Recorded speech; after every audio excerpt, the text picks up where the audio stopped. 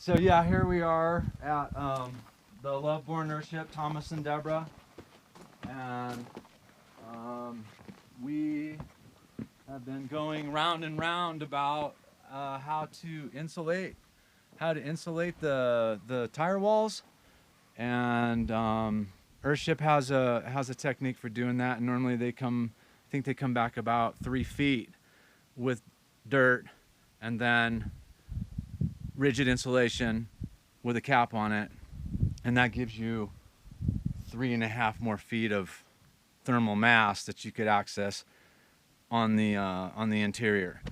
But I've sort of come to the conclusion that I think the 2.5 feet, the width of the tires, is a lot of thermal mass, and I think there's plenty there.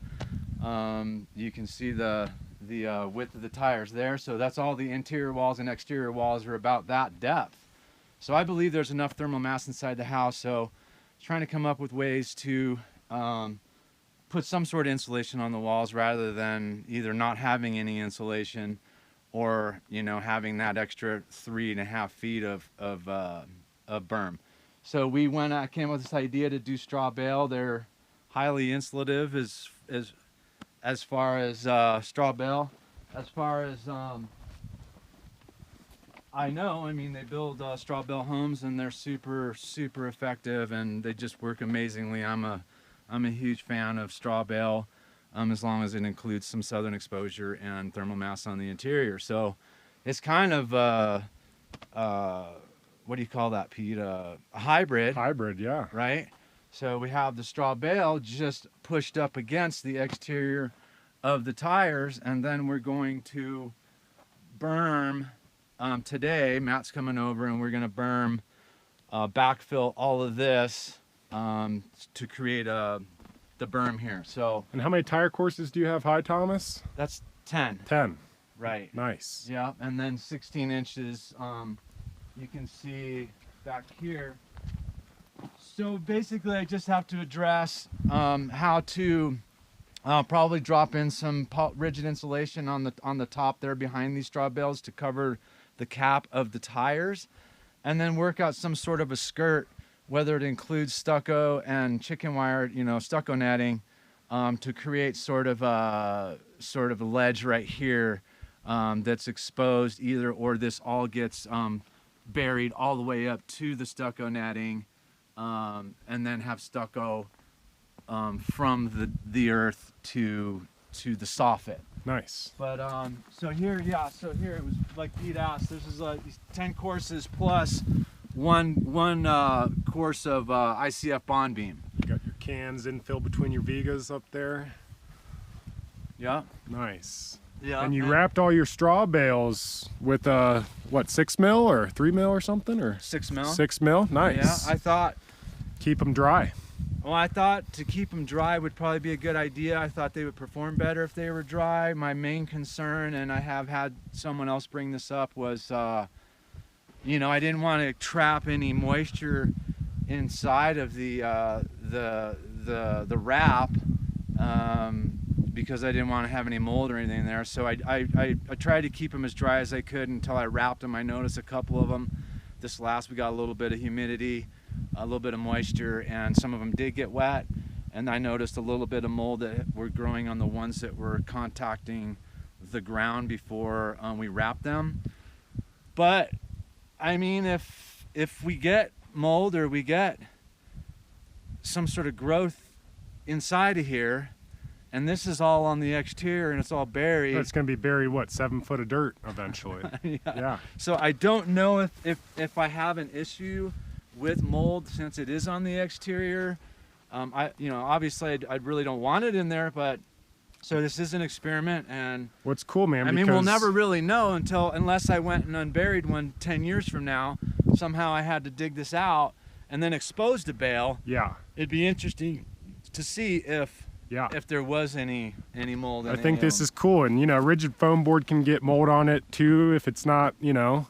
So it's like, it's an organic material, it's non-toxic. I haven't seen anybody, like we've talked about, do this before. Usually see rigid foam, but this is an awesome idea, and applying it's cool because it's all local materials. And would you guys pick this up in Center, just 30-40 minutes away?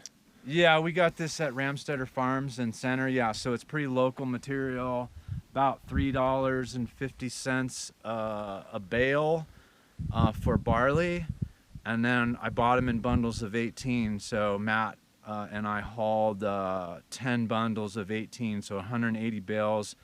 So you can see, I almost used them all. I think this might be about 100 and, what do you think, 160 bales maybe? Nice. Yeah, and then the thing on the rigid insulation, Pete, is what I noticed was, like any of the rigid insulation, like I temporarily put up here. Yeah. All of it's stored very, very well outside in the elements for the last like 5 years. Whenever we dropped that load, the tear off that we had delivered. So this is all repurposed. There it is, right there. Yeah, Yep. repurposed rigid insulation, but. I noticed the only problem I had with any mold or mildew growing on any of this was the rigid that was actually making contact with the dirt. That makes sense, just maybe getting wet from snow or water. And then there must be enough organic material or something in the dirt to react with the, so. Yeah. Well, that's cool. It's good. Yeah, and then here's And you got a lot of tires. Thomas and Debra got a pretty big Earthship, so. Like I said, you see all the straw bale. This is the dirt pile that Matt's gonna push towards it. We might not get quite all the way bermed up, but it's at least gonna get pretty close, so.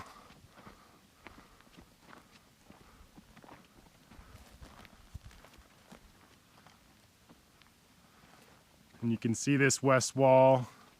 It's not insulated yet, just more so the north and east is what Matt's gonna try to tackle today, right? Yeah, and then like you and I were discussing, we were talking about how to address this. This wall is not getting any berm on it because there's an actual window, a kitchen window right here.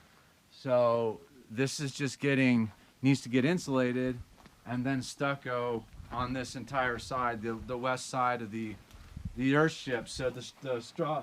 So we're just talking about how to insulate this wall. Do we do it with straw bale just like we did the back and not berm it and stucco net it and stucco it? Or do I try to attach polyiso rigid to the tires and then stucco, lath and stucco the rigid? Nice. So, and then our only concern was the depth of this window.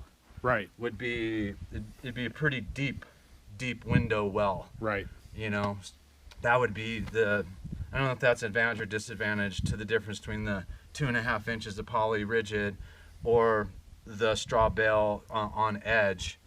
And I'm not sure what the R value is on the 2.5 is like 7 an inch or something on the polyiso rigid, I think. This is tear off, so it might be a little less. I'm not sure what the R on a straw bale on edge is, Pete. That maybe you're. Yeah, we'll look it up. Yeah, maybe some people have comments or whatever. Cool, man. But yeah, you can see the bottle. Yep. The bottle wall and the bottle wall video we did got a lot of plays and a lot of comments and likes, so still holding up good. Sweet, dude. Well, sounds like Matt's coming over right now, so we'll get some footage of. Is that Matt?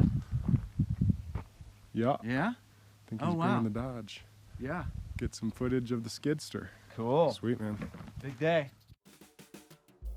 All right, so this is some time-lapse footage of Matt going ahead and building up the berm with the skid steer, and me and Thomas actually walking over some rigid foam board to put against the straw bales just for added insulation as well. So it takes a lot of dirt to build your berm. There's not a lot of information on YouTube about it, but it takes a tremendous amount of dirt. Yeah, you can kind of see Matt actually has to build up a ramp of dirt just to be able to get his machine close enough to the straw bales to backfill. So that takes quite a bit of time too. But yeah, doing this by hand would definitely suck, and a machine does cost money. So whether you're renting one or paying someone to operate it, that's dollars for sure well spent. So yeah, here it is up on the wing wall now. You can see also Matt's driving over to that pile of dirt to grab it, so that does take a little bit extra time to do it, but slowly but surely he's getting it done. And And again, anybody in the Crestone Baca area or Saguache County, Matt did just start his excavation company this past year. It's called Everstone Excavation. So yeah, hit him up. He's got an excavator, he's got a skid steer, and he's happy to help out any owner builders or anybody that needs the help. And on that note, it's worth mentioning, we have pretty sandy soil here in the Baca, down in the Grants at least, where me and Matt and Thomas all are. So we're able to use the local dirt on site for our berm. If you lived up on the side of the mountain and you're trying to, dig rocks and everything else, it would be so much harder to actually use the local soil on site to berm it up because it's that much harder for the machine to work it. So you might have to get it trucked in, which would be at an enormous expense. So if you have sandy soil, you're in luck. All right, now you can kind of see he's getting a little bit closer after we build up his ramp, just to be able to get it closer to the straw bale. He probably will have to come back with his excavator and scoop it even higher. But yeah, at least this way for now, most of Thomas's straw bale is bermed up and figured out. This view is the north side view of the house, so he's pulling from a little bit of a dirt pile closer so he doesn't have to drive back and forth as much, which saves a lot of time in the long run. So you can kind of see what he's doing, working from that pile right there. And again, this is just a time lapse, so lots of different shots sped up, but this was over about a 3-hour period of time that we were working on this Thomas Madamy on the berm. So this way his east berm and his north berm is at least covered to the straw bale. I know when I did my berm on my Earthship too, the excavator that was working, I was actually at the top of the pile, kind of raking it back as close as I could to my top tire course and bond beam as well, just to help get that dirt a little bit further up. So yeah, a lot of dirt. Again, emphasis on it takes a lot of time to do this and berm up your backsides. Another thing to think about when you're obviously working with an excavator is just the amount of dust and dirt that's getting kicked up if you're working side by side it with a shovel or a rake. Me and Thomas didn't wear masks, but it's always a good idea to wear masks, especially if it's a windy day, just that way you're not blowing out a whole bunch of sand in your nose later on, and dust. It can really make you cough up, so keep that in mind.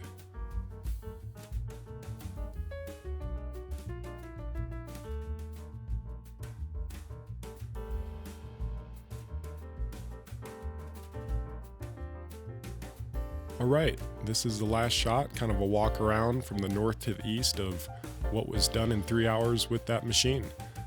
It's a lot of dirt. Owner builders unite, get dirty.